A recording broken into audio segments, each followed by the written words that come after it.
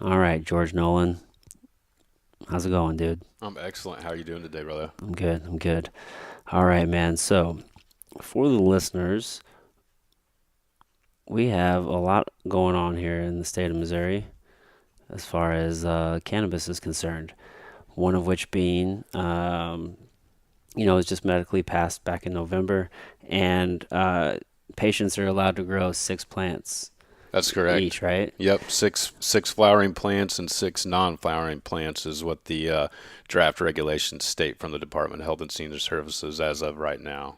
Now, were involved with that number or what? Um, What part were you involved with? well, Let me understand that because we were talking about that a little bit before the podcast, but I didn't ask too much about it because I wanted to do it here. right, right. So, right now the department's being really receptive. They're taking public comment on the drafted rules and regulations. So, we've been keeping a really close eye on that stuff and submitting suggestions that we think are going to be more beneficial to the patients and the license holders and keep everybody compliant and not incur a lot of cost on the license holders that's unnecessary because always drives the price for the patient up at the register. So, Yeah. we've been submitting suggestions. I made a suggestion to the Department of Health and Senior Services to give us a year for immaculate conception of genetics so we could actually introduce genetics for 12 months. And So what does that mean, immaculate conception for genetics? so basically, in a startup medical program in any state, the genetics for this have to come from somewhere, seed or live plant stock. Because they're not already here. Right, right. And so the states will generally give us a window of what they call immaculate conception. They'll kind of turn their heads. It's don't ask, don't tell.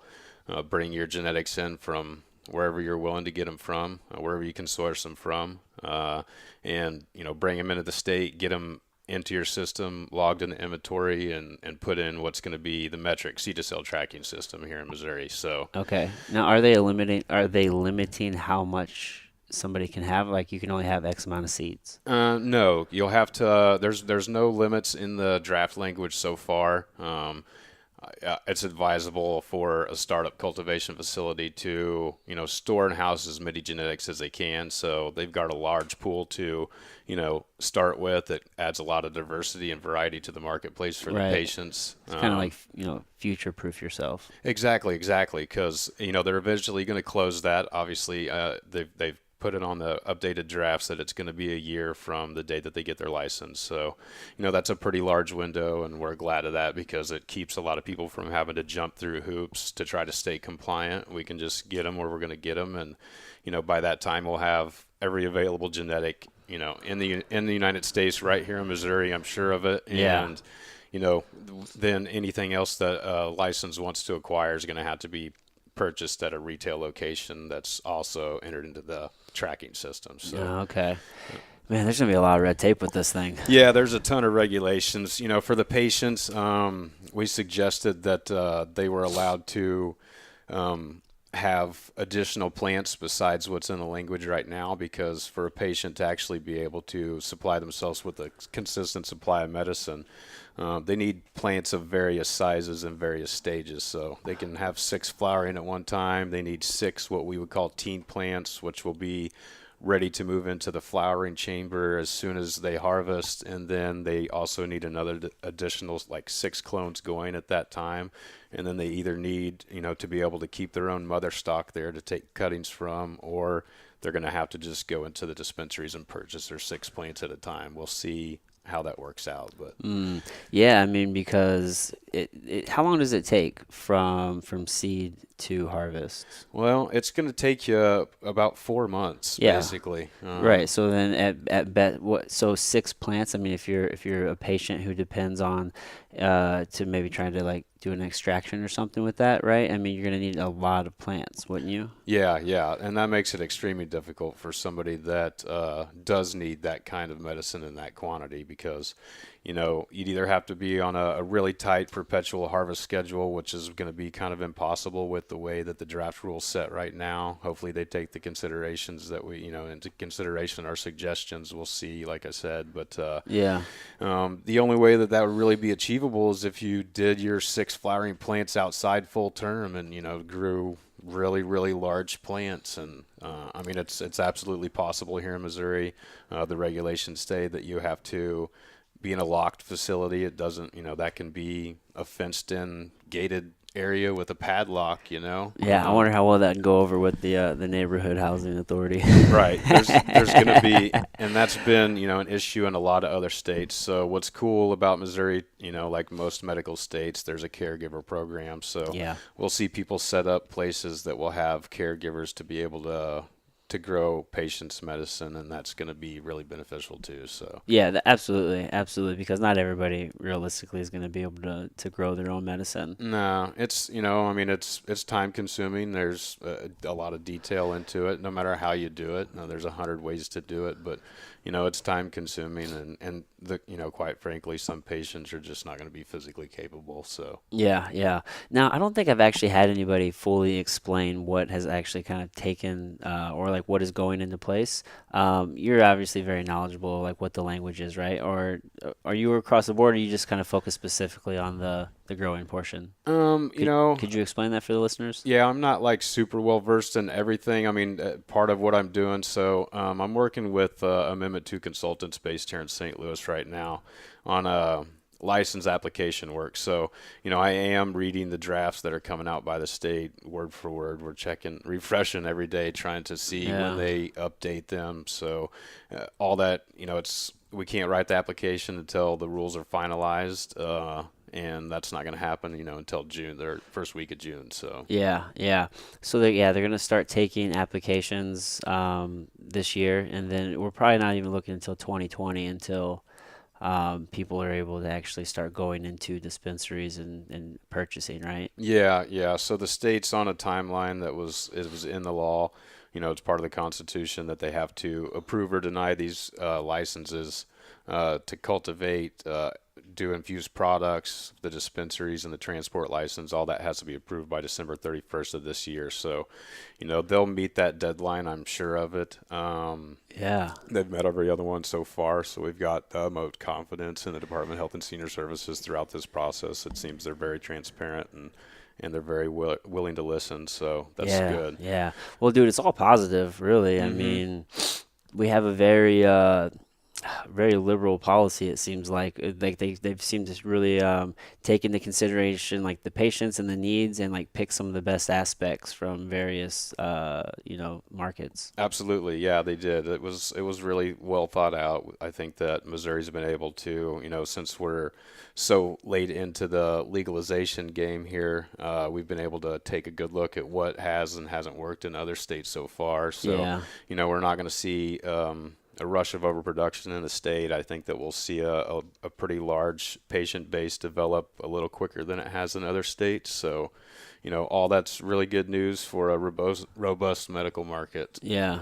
Yeah, yeah, yeah. So when did you created MoGreen Wellness, Right. right? You guys are consultants. Explain your business to me a little bit. Yeah, so MoGreens Wellness is a business that myself and Michelle and Josh are partners of, and right now we're just touring around the state trying to teach patients how to cultivate their own medicine because, they're going to get licenses first. They're going to get their medical cards, and if they pursue it, a patient cultivation card. So we think it's important that they be able to do this, the right way, safely. We want to teach them about the different strains, the different methods of cultivation that you can do.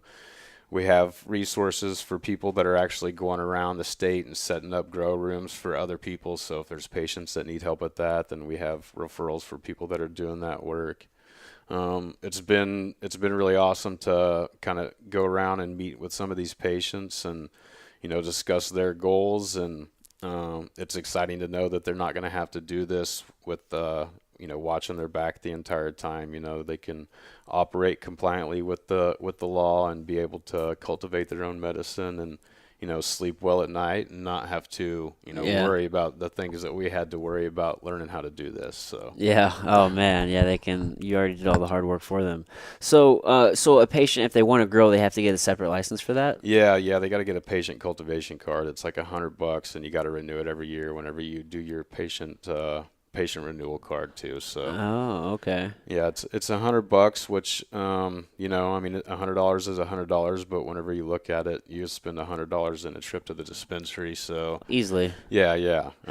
It's just an investment. You'll get your money back. Exactly.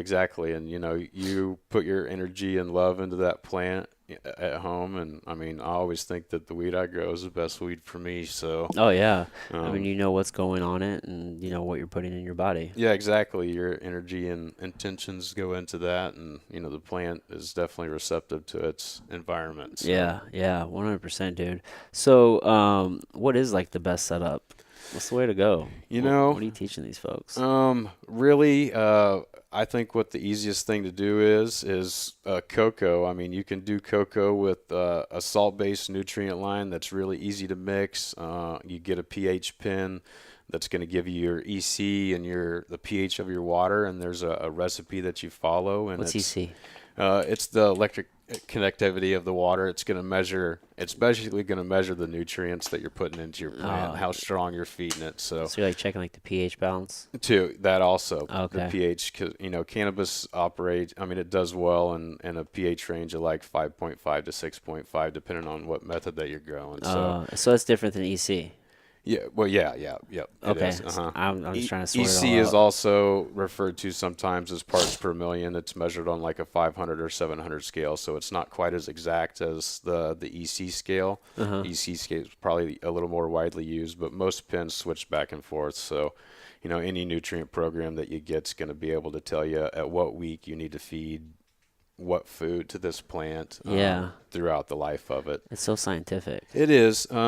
Soil is another really easy way to go. There's a lot of awesome soil mixes out there right now. So the cocoa, oh sorry, yeah, before we move on from the cocoa. So what is that? That's like is that like a mulch or like what It's is like a cocoa husk, but it's just really it's super clean. where's that come from? It's coconuts. Yeah. Coconuts. Oh, okay. Yep. Oh, Coconut. got it. Okay. Hmm. So it's like a coconut mulch made Hmm. from like the skins of the coconut? Yeah. Okay. Hmm. Okay. Really. And it has like the most nutrients? Well, it's a blank slate, so it's really easy to feed, but the cool thing about it versus like hydroponics or rock wool is, if you forget to water it one day or your watering system fails, it's not going to immediately wilt off and die. Oh, because it's holding some like nutrients and A, moisture there. a little bit more moisture, yep, exactly. Oh, okay. Okay. And then so hydroponics would be an option where it's just growing in water. Yeah, and there's a couple different methods to do that. There's rock wool cubes that you can do it in. There's hydroton. It's just these clay pebbles, basically. Or you can do deep water culture as another method. Really? It's just basically a bucket of water nutrient solution that's constantly being oxygenated and sprayed onto the plant roots. That they grow really fast that way, but it's also kind of an unforgiving thing if you don't have, you mess something up or you mix something wrong, you're going Everything's to done. see it immediately, and it's Yeah. really hard to recover from that. So Huh. soil is really it's the biggest buffer zone. It's the friendliest to, I think, a new grower. It's really easy to overwater it because depending on what kind of, aeration amendments that you've added to it, like perlite, typically is one of the bigger ones. Rice hulls is something that's also being So that put keeps into the space mix. in like in the soil so that way air and water and stuff can move through it. Yep, exactly. It makes it drain a little bit faster, just the water retention. It doesn't hold it quite as long. So, Because you don't want too much water, it'll drown the plant. yeah. I don't have a green thumb. Like No, I have these yeah. two plants right here, and I don't know. I think I've had them for 2 years. I don't know how the fuck they're still there. They're damn near dead. They probably look sickly. No, they look fine, man. The house plants are kicking off for sure. Yeah, they don't need to be flooded with water continuously with no oxygen. So that's, in the deep water culture system, there's a lot of oxygen in there that's constantly getting sprayed into the system. So the roots are never, they're always getting both components at the right Yeah. ratio. Yeah. And that's why in soil, in most of the potting mixes, you'll see what are just little white pebbles. That's part of the aeration amendment that they've added to it Oh, to okay. make it drain really well. It'll need water in a couple days. One of the easiest things to do to tell if a plant needs water is to pick it up. And if it's light, you know that it needs it. And if it's heavy, you know that it doesn't. So, That's simple. yeah. Soil grown cannabis is definitely different than, in the cocoa or hydroponic with synthetic nutrient method. I think that you can really bring out some of the terpene profiles in the plant that are hidden with the hydroponic and cocoa methods. Why is that, you think? I think it's a little closer to kind of what's going on with nature. We make sure to inoculate the root system with beneficial microorganisms and fungi. Yeah. And it works together with the plant. They feed on organic matter in the soil, and that feeds the plant. The plant roots feed the beneficial fungi, and it works just like it does out in the forest, Yeah, that's true, man. Yeah, dude, fucking like the mycelia can like there's a whole fucking like system of like mycelium underneath the whole earth, and like that is like the nutrient system for like all of life essentially when it comes in the plant world. So it's an amazing fucking organism. It's mind blowing, and I'm definitely not an expert into the whys of or the hows of that. I mean, I've read enough and I've done it enough to understand the processes, and I know what kind of product you can turn out with it. But there's some really awesome books out there to read. Teaming with Fungi is a really good one. Okay. I forget the author's name off the top of my head. He was just here in St. Louis speaking the other day, so. Yeah, a really good book to check out. I'll have to check that out. Yeah, there's 100 ways to do this, and that's one of the most awesome things about this plant. You learn something new every single time that you grow it. I don't think that I'll ever be as happy with the crop as I want to be. It's I always see something that I could have done better or paid more attention to, and that's really one of the therapeutic things about cultivating for me is because it's one of the few things that can slow me down enough to be in the moment and think about what I'm doing. Yeah. It's like meditation and therapy for you. It is. It really, really is. Yeah, man. Well, it's just one of those things that's process driven, right? And from what I can tell, you're the type of person that's always like analyzing, figuring out, like you said, how can you do it better.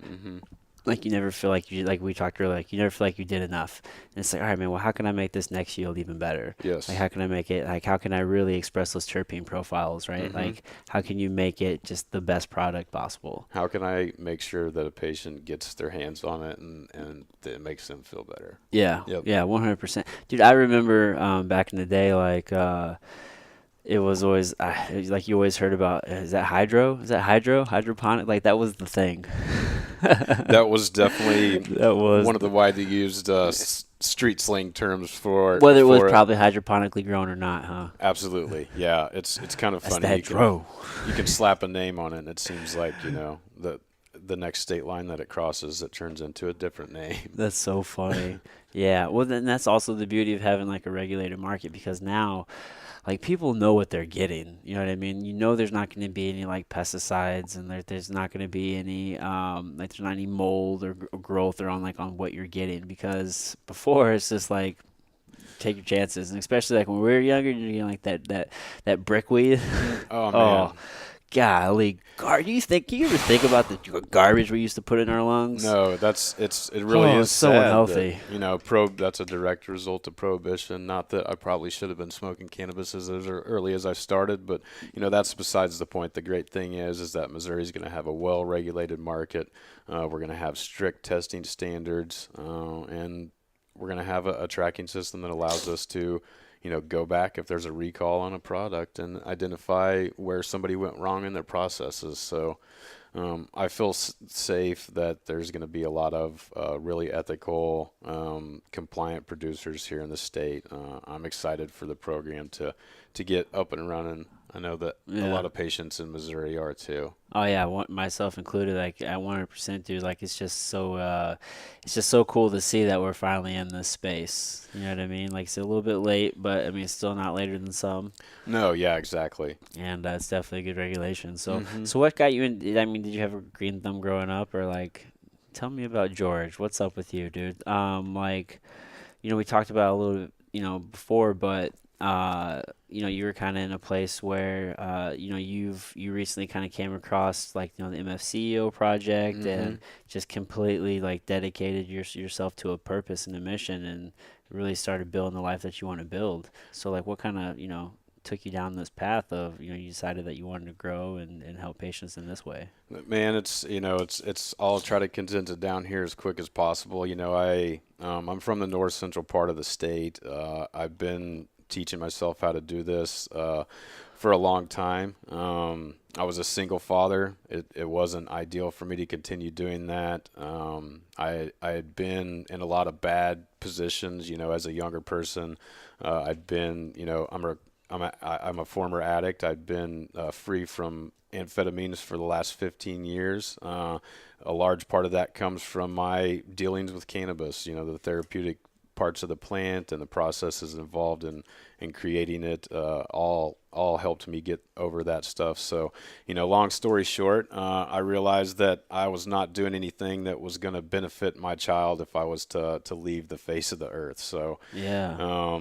I don't know how I got turned on to Andy's podcast, but I did, and it was life changing. It let me take a really good hard look at who I was as a person and what I was doing for the goals that I wanted to achieve and the legacy that I ultimately wanted to be able to leave behind. So I started following his work, and it opened my eyes to a lot of things. I went full force on creating a brand for myself, MoGreens Wellness. It's a name that I came up with and started posting and creating accounts on several years ago.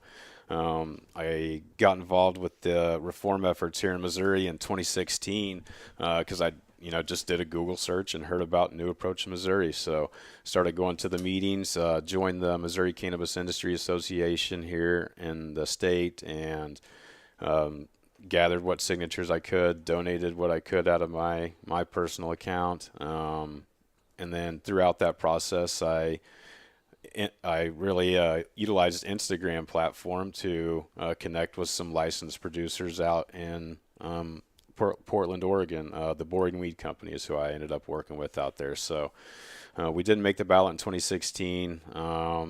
I really had to step outside my comfort zone. I'd never really even been outside the state of Missouri, but there again, listening to Andy kind of gave me the everything that I needed to just swallow the bullet and do it. I just picked up and said goodbye to everything, packed a four-door sedan, drove to Portland, Oregon in 2.5 days. I was so eager to get there and start my new life. Yeah. I had to leave my son behind to finish that year of school for a few weeks. That was the first time that I'd ever really been away from him since he was born. So Yeah, that can be tough. yeah, driving to a new place, not knowing a single soul, just in pursuit of my mission and You went all in. my highest self. Yeah, all in, man. And that turned out to be the best thing that I'd ever done. I got to settle in with a really great group of folks out there. We just won the Leafly Award for Best Flower of the Year last year. Oh, shit. 2018 with the Tropicana cookies. Oh, nice. Yeah, it's super fire. Tell me about that strain. Man, it's Girl Scout cookies, and I think it's Tangy Cross or Clementine. I can't remember right now. I'm there. So Yeah. but super unique terpene profile from like the third week of flower all the way till late stage of the cure. It stays exactly the same. It tastes and smells kind of like burnt orange rinds maybe. Okay. Really unique and spectacular to look at. I'll make sure to send you some photos later. But What kind of effects would a patient feel from that? it's not super sedative for me. It's a little clear-headed, and I do get a little bit of energy out of it. It's something that I enjoy on a daytime setting for the most part. Would that be classically labeled as like a sativa? I don't feel, I know that's not from my what I've learned, that's probably not the most accurate, word, but Right. that's like the most common terminology that's being used. Yep, that's what most people would, probably understand it as. I guess it's probably stemming on that side just a little bit more. I don't know the genetic profile on it as far as like the phylos, so I don't know exactly if it's been verified or not. But Oni Seeds is the guy that bred that, and I think they've got F2 versions of it available now that are supposed to be pretty spectacular as well. Nice, nice. It's really purple, and I don't tend to like purple weed. It has What's that? it's I just I like the extracts from it. They give me like a little bit of pain relief and stuff like that. But something about the purple, the purple terpene profile, it tastes a little bit peppery or spicy to me most of the time. So even though it smells amazing, it's not like my go-to thing. Yeah. I like a lot of OGs. I like pinene. I like limonene. So Yeah. I really am a big haze fan. I like to smoke haze because there's not a lot of times that I need something that's really super indica dominant to put me to sleep, because I'm usually busy enough that I'm tired whenever it's time to go to bed. So. Yeah, you just need something to kind of keep you going a little bit. Yeah, helps me focus and keeps my thought patterns in my head straight. And, Yeah. just makes you feel better. So. So you packed up everything, you went out to Oregon, and this was to go to school?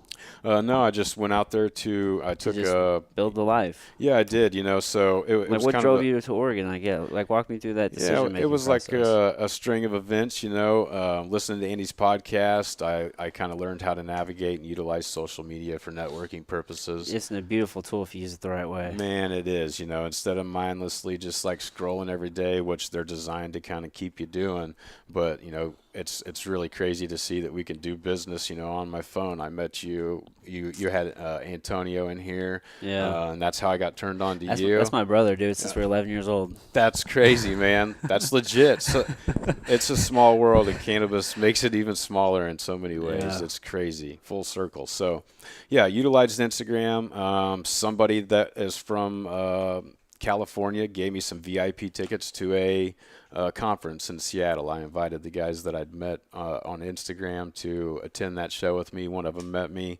He took me to some farm tours there in Washington. I gave him my portfolio and CV basically about what I'd done here, and kept in touch with them throughout the whole process while we were waiting to see what happened in 2016. And whenever we didn't make the ballot, I just hustled, saved as much as I could, worked as much as I could to afford to even get out there, because it was expensive for sure. Gotta make it happen. Yeah, man. How much did you have in your pocket when you went out there? I had like $3,000, and then about $5,000 that I put on credit cards to make it work. So yeah, you just like figure it out, man. Yep, just went, and I knew that I would show up to work every day, and I knew that I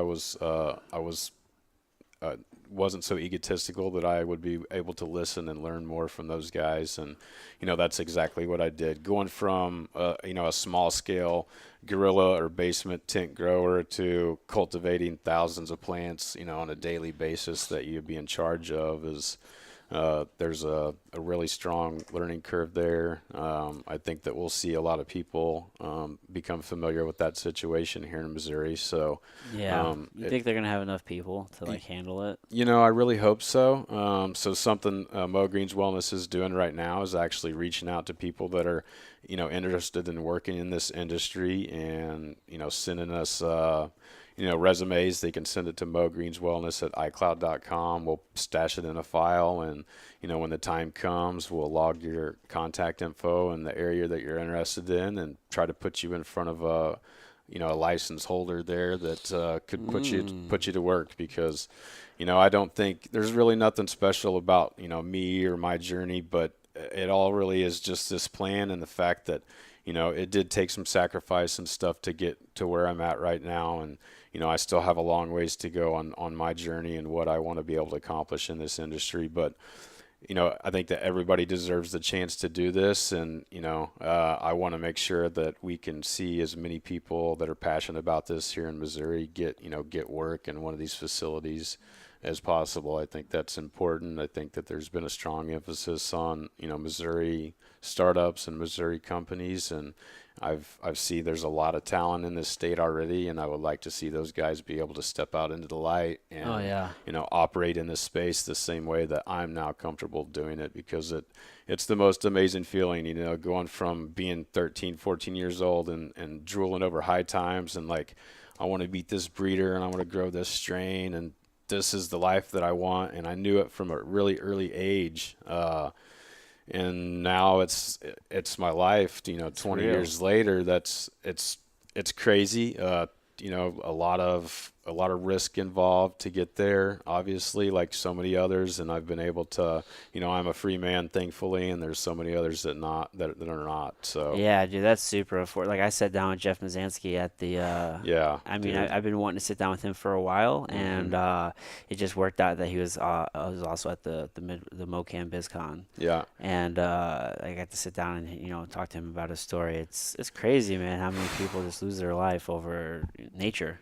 Dude, yeah. Like, how can you have a fucking giant ego about you or your persona or your skill set in this industry? Like, and know that there are people like that have suffered that long for this, or Yeah.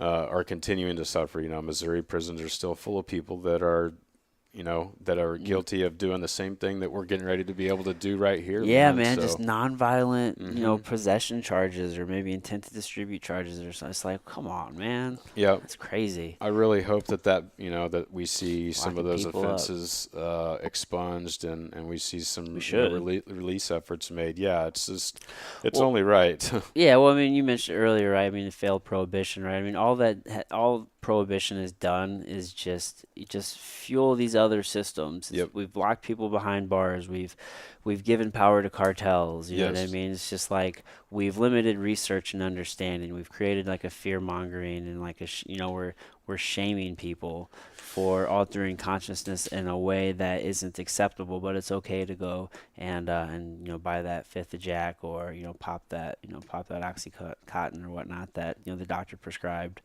It's just like why is nature illegal? Exactly. I think that it's pretty easy for anybody to comprehend that the system that we have in place and have had in place for decades is failed. It doesn't work. It's cost, taxpayers endless amounts of money and continues to do so. So a lot of research needs to be done. We have no idea what the potential of this plant really is. I think that we're gonna eventually find out, but I don't know that it's gonna be a cure-all for everything. But Yeah. a lot of ancient civilizations use this plant, holistically for a long time for a reason, long before we had pharmaceutical companies. So Right, right. Yeah, and I think it's important to remember, like, sometimes I don't think people keep in like they take into consideration, like, why do they think the things that they think? hmm. And you know what I mean? It's like you think something is good or bad strictly because it's legal or illegal, and if that's your kind of your marker on how you like why you think that, and like also it's important to realize, like, to understand that that is why you think that. Like, just because it's illegal doesn't make it right or wrong. You know what I mean? No, Like, it can be legal and still be wrong, and illegal and be right. You know what I'm saying? exactly. That's right. And you should, ask yourself that big question. Why do you feel that way? Is it just because that it is illegal? Is that the case? So, Missouri, it passed by a large margin here, 60 plus percent. So that's pretty telling, but, it's still kind of a taboo subject. So there's a ton of education that needs to be A done. ton. Yep. Yeah, there's a lot. Hmm. And Yeah. that's something that, that we want to assist with too. Yeah, it's important work, dude. Like, people need to understand like what is available to them and how it can help. And I've been definitely guilty of wearing like rose-colored glasses and like, oh, this is all great, everything's great. But like the more I've learned, and it's like it's not for everybody. It's just like any other compound or substance. Like, everybody's different. You need to take it on an individual basis and judge, how you feel. And Right. so there's so many different strains and terpene profiles. Like, you're gonna react differently, just like how some people can eat a certain food and some people can't. You know what I mean? Like, you need to take that individual approach and figure out what works best for you, and kind of go from there. But Yeah. I didn't know that some people like heavy cannabis use, like if you're already kind of on the verge of like some sort of, the words escape me, but if you're like maybe have like if you're like maybe like schizophrenic or bipolar or something, Psychotic, yeah. yeah, like some psychotic break or something like that. Like too much cannabis can send you over that edge, Right, and right. I didn't know that. So Yep. it's like, yeah, okay, well maybe it isn't all perfect for everybody. No, exactly. Yeah. And I think everybody that is interested in trying this needs to, especially if they haven't used it before, the products that we're going to see on the market here in Missouri are going to be a lot different than probably the cannabis that they're used to, Yeah. especially for, brand new patients that are going to try this medicine. So, it's a different cannabis, and they should definitely approach it slowly if they're not experienced with it, because it can be easy to take on too much, especially whenever you start talking about the edibles and Yeah, and concentrates. yeah, for sure. Uh-huh. Because it's not working. I must need more. Exactly, exactly. So yeah, and there are studies that talk about the relation with pre-existing, Yeah, like issues like that. So I'm not super well versed on that stuff. I've read a me few of neither. them too.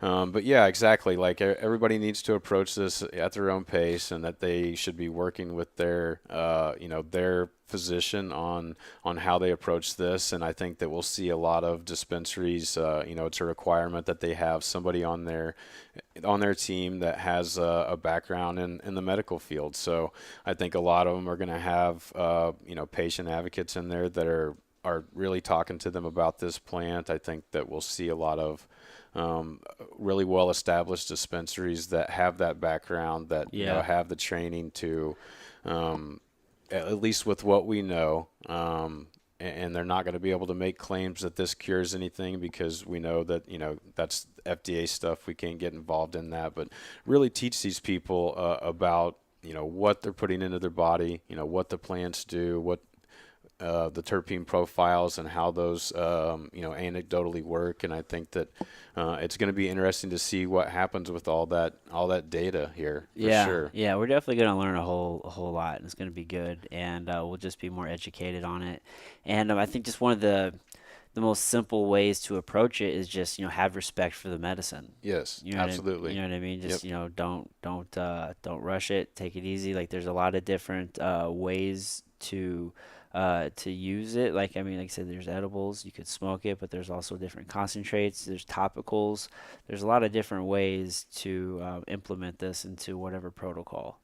Exactly. Yeah, Yeah, and for sure. it's going to be beneficial in a lot of ways. I think that we're Yeah, going to help a lot of people here, so it's yeah. going to be good. Dude, so you went out to Portland with, you said 3 grand in your bank account, another five that you charged, and you didn't have anything even lined up at the moment, right? You just went up there. No, I knew that I had actually secured a position, Okay, so you so had the job, but hmm you didn't know anybody.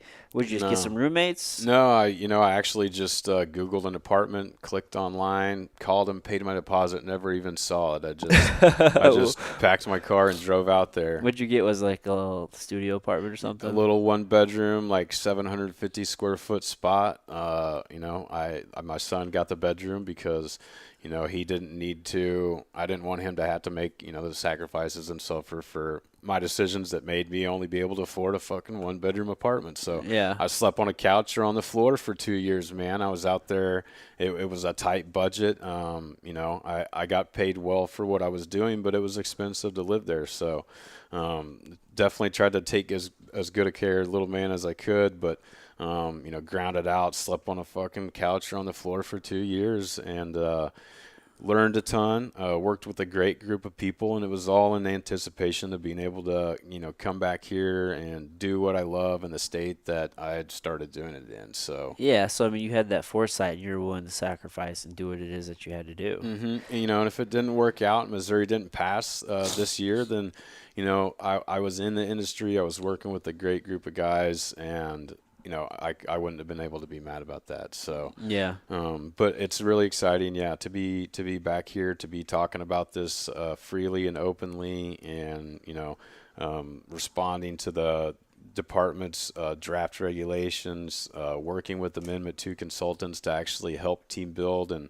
set licenses, businesses up to apply for a license, come August 4th, and be a part of this whole process from the ground up. It's been surreal, and it's exciting to be a part of making a little bit of history here in Missouri. Yeah, dude. I mean, you're part of the driving force, like in your home market, right? Which is what you were, set out to achieve in the first hmm place, right? It has to feel surreal.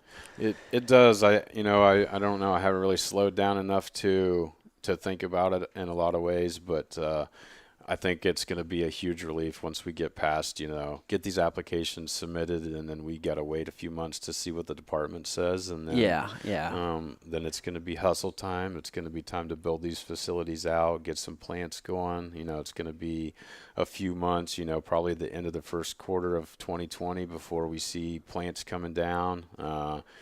Hopefully there's no hiccups with the program. We've got testing facilities that are, licensed by the state and ready to receive product, and we get a quick turnaround in the testing facilities and get these things on the dispensary shelves. So Yeah, there's going to be a lot of industries that are going to be affected by this, right? exactly, yeah. So that's going to be real positive. So how long have you been back? I've been back in Missouri for, I guess it's been about 10 weeks now. Yeah. Okay. Yeah, freshly back. Yeah, and I'd only made it back one other time during the 2 years that I was gone to speak at a conference in Kansas City last September, and then I flew right back out there the next day because, it's growing plants. They need love every day, so you got to just be there. So back to work, man. Yeah. Yeah. So then now you're set up here in St. Louis. Yeah, doing consulting here until August, and then, we'll see what happens with MoGreens Wellness. We're gonna stay busy, stay hustling, and stay out on the track and keep talking to people. And then, once some licenses get approved, we'll kind of see what happens after that. We've got a lot of work that we want to do with license holders on, sponsorships for doing a lot of public outreach and consumer education, patient education courses on behalf of some of the license holders to fulfill some of their community outreach programs and stuff like that, continue to teach patients. And we've got some intentions to purchase some testing equipment to actually be able to do that stuff for patients that are growing their own at as cheap of a rate as possible, so they can get terpene and potency profiles and even test for heavy metals too if they need to. So, nice. We got a lot of irons in the fire, but that's the cool thing about cannabis. No matter what you do on a day-to-day basis, I think that there's some way that you can translate that into this industry and find a market for yourself. And yeah, I mean, like you said, whether it's testing or just we were talking. I saw you talking to a security guy. What's his name? Justin West. Justin, from Greenfield Defense. Yeah, I saw it online. Yeah, Yep. so there's so many like ancillary like businesses that are going to be affected by this industry that people aren't thinking about. Everybody's thinking about growing in dispensaries, but like there's a lot of testing, lab testing. There's security. There's just so many different ways. Endless. To get into the industry. I mean, people that Education. put in security program. Security equipment, the construction industry is going to see a huge boom here in real Missouri. estate's going to boom. Yeah, these buildings, a license here for cultivation has a 30,000 square foot flowering canopy space maximum for indoor. So, you're talking about a 50 to 60,000 square foot building that's going to have to go up from scratch. So, there's going to be many millions of dollars pumped into the economy here in Missouri. If you work in advertising or marketing, if you work in healthcare, I mean, it's hard for me to fathom something that you do currently that you couldn't translate into this. There's people that are not of age to actually work in these facilities that are contacting me, and I'm advocating them to, go to a nursery and learn about how to work with a large volume of plants and what the logistics look like on all the processes there. I mean, that's going to give you a leg up. Yeah, it's still transferable, right? I mean, MU's got a great school, and I'm talking to a lot of people that are in like plant sciences. I've got a guy that's working on our team too that's just graduated with plant science from down there in Springfield, and there's going to be a lot of young minds stepping into the industry here in Missouri, and I'm excited to see what those guys do with it because I'm kind of old school in a lot of ways. I'm not unwilling to learn new techniques because the industry changes a lot. We're seeing new equipment, new lights, new nutrients, new everything come in at a really rapid rate now, where it was kind of the same few brands of things that you used back in the day. So Yeah. there's going to be a lot of science put on this. I mean, there's going to be a lot of pharmaceutical work done in this space, and I know we kind of touched on that earlier, but in some ways, I really do encourage that, because they're going to be able to put the science on this plant that needs to be it needs to be looked at that level. And see exactly what's going on, and do all the study and tests that need to be done to determine, exactly what is in here, and what it's capable of doing. We have no idea, because it's been, hindered for so long. And the only cannabis that's grown in the United States, I think, down there in the University of Mississippi, that's been allowed to be used for testing is, It's like the worst of the yeah, worst from what I've yeah. ever heard. So we can't really get any good data off that starting material. So it's exciting to see what's going to come out of this. Yeah. We got a long ways to go, for So you sure. guys planning to grow as well? I'm going to do at least my 6 plants, and I may even do like a caregiver thing for some other people. Yeah. Obviously, like talking to a lot of startups here in the state that need people that have experience working with this plant. So, having those conversations and deciding who I may want to settle down with long term is, obviously part of what I got going on. So my passion is growing.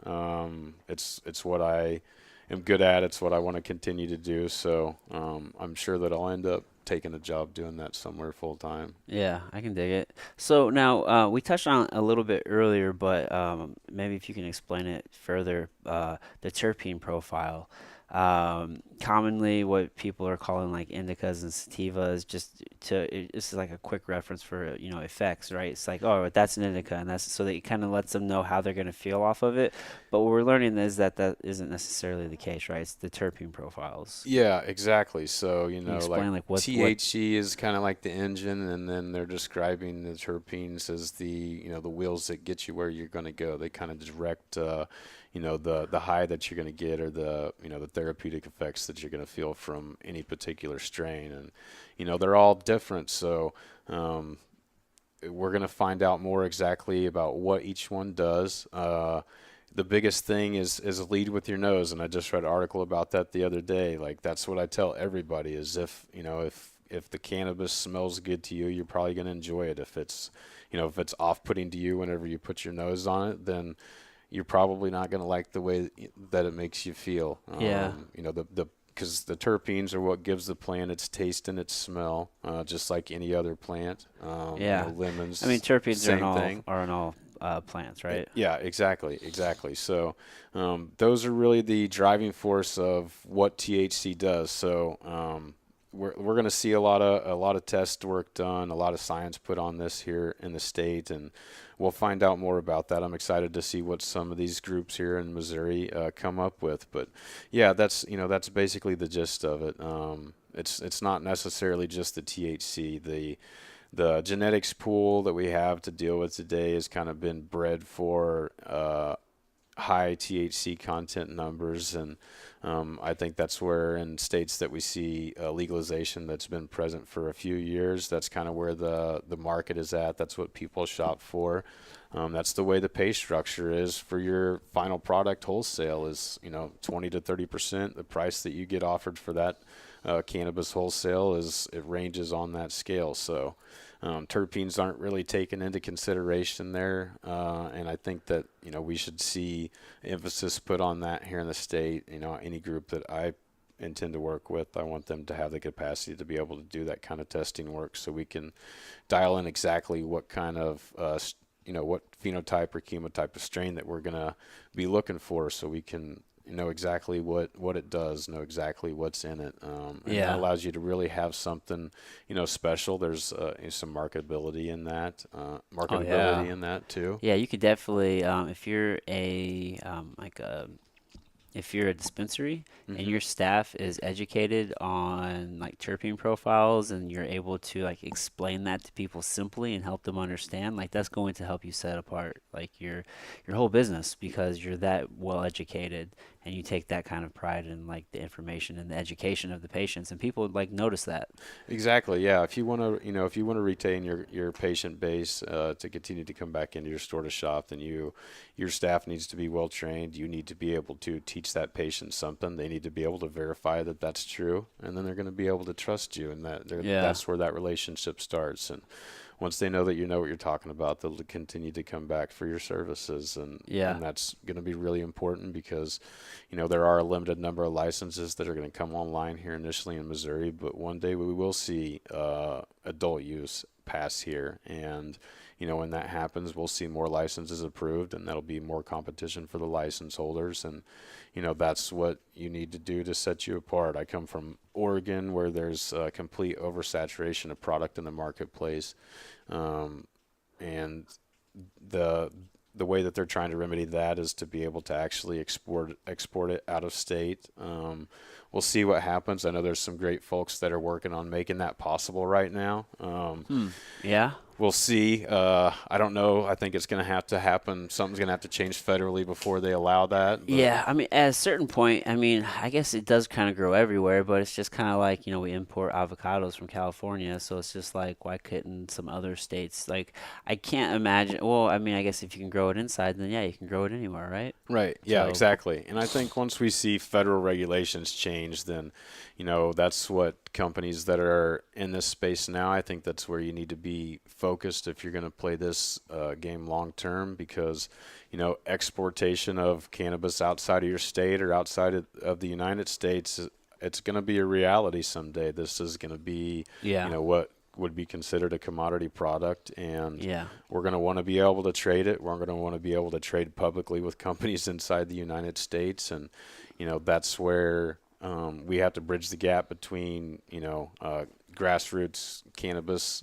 folks and the business side of this plant because we need people that are experienced with this plant, that are users of this plant, that know how to produce it in any of its mediums.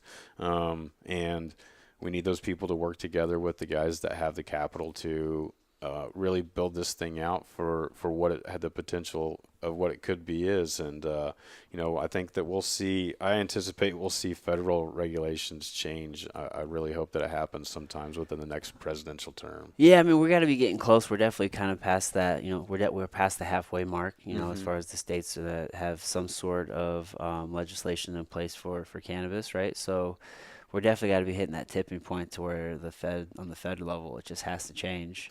Yeah, I mean, I hope so anyway. yeah, you'd think so. Like they could be making so much more money on Oh, this dude, thing we should instead of. already have been doing like we currently for the longest time. I don't know if it's probably changed now, but we used to import hemp. It's like Yes, we could have been growing it and exporting it.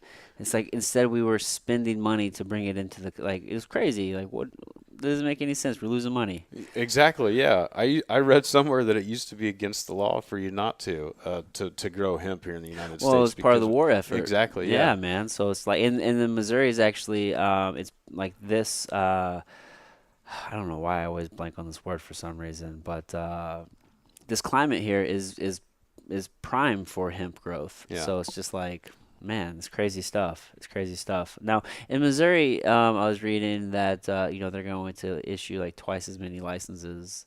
Um, as they need to. Is that right? I Yeah, don't that know. Mizzou study that came out, I think it was a Which little one? bit skewed. Some of the states that I believe they reference in there, they didn't pass their legalization efforts by voter initiative. They were like legislative efforts, and typically those things are they only include provisions to become a patient. Like the qualifying conditions are very very strict, so it creates what essentially is a very small market in those states, and that's where they sampled their data from. They used Alaska, which I think cannabis has been, legal for growth and consumption up there for personal use for like since the 70s. So Really? yeah, Hmm. so there's not like a huge market, I think, in Alaska. So, that's where they pulled a lot of their numbers from. Oh, I, okay. I I didn't even read it. I just thought it was saying like they're gonna have we're basically gonna have more growers than we are gonna have people to buy it right. because they're issuing so many licenses. Right, and I think that they,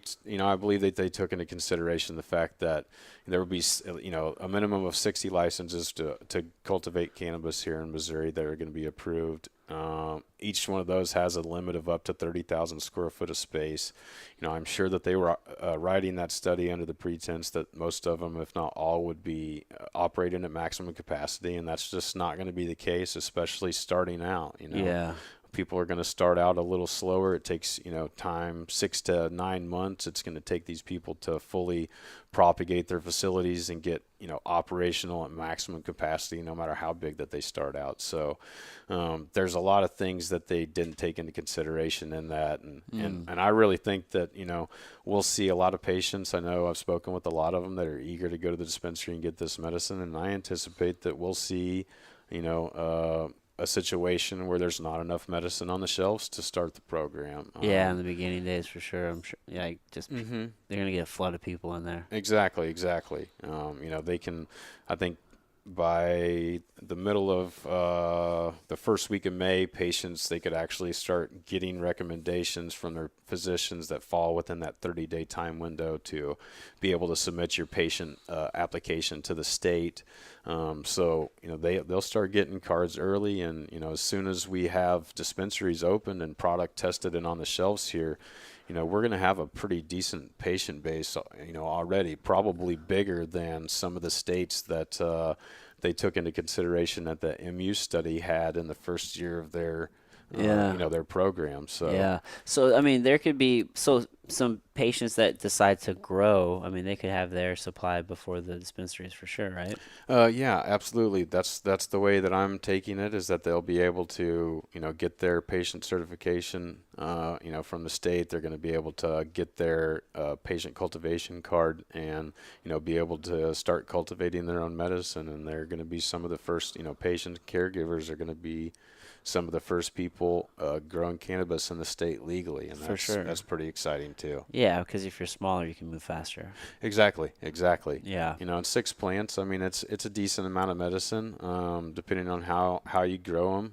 And we'll see what they do with the non-flowering plant regulations. I made a suggestion that they measure the plant from the top of the soil line to the top of the plant. And if it's 14 inches or bigger, it's considered a plant. And if it's smaller than that, then it wouldn't be taken into consideration. So that actually allows patients to have, some extra cuts, because, there's no Yeah. consideration of crop failures, in those Yeah. numbers. So Things don't work out. yeah, what happens if a Maybe the yield patient's varies, and then it's just like, well, you want things in the pipeline. exactly, yeah. If you're anything like my first few crops were, like, you're not getting what you need to last you the amount of time it takes you to Oh grow yeah. another 6 plants, because you're always learning, you're always reading and figuring out what's better, what works better. Oh Did yeah. it get too hot in my room? Did the lights go out? Did it hermaphrodite? Is the water too cold? There's a million things that can go wrong doing this. So Yeah, especially inside. which could definitely deter some people from doing it. I liked hmm I can't remember the officer's name, but he was a part of an organization. I can't even think what they're called now anymore. Leap, maybe. Yeah, it was Leap, and he was Uh-huh. just like, tomatoes are legal, but how many people are growing tomatoes? Exactly. You know what I Yeah. mean? It's like, do you want to put in that work? Like, Yeah. you know what I mean? So, yeah, man. Well, dude, you're doing a lot of good stuff, man, and we're right about an hour, so I want to be respectful of your time. I really appreciate you like sitting down with me, dude. Like, Thanks for inviting me out, brother. It's awesome to play a small part in what you got going on, and we're happy to come out here for sure. It's this is super humbling, being back here doing this in Missouri, and You know, I'm just a guy that likes plants and, going out and talking to all these people that are so excited about doing this and they want to be able to work in the space. Like I want to set those people up and do everything I can to make sure that this industry operates successfully and that people get relief here, brother. So Yeah, dude. thanks. Yeah, dude. The work you're doing is definitely important. I mean, you're out there and you're educating people and you're showing them, like, you're helping the people learn from your mistakes, right? So you can streamline the whole process. So it's Yes. all good, man. So Hmm. tell the listeners, how they can get a hold of you. Your socials, and if they want to ask questions, anything you want to plug. It's floor yours, dude.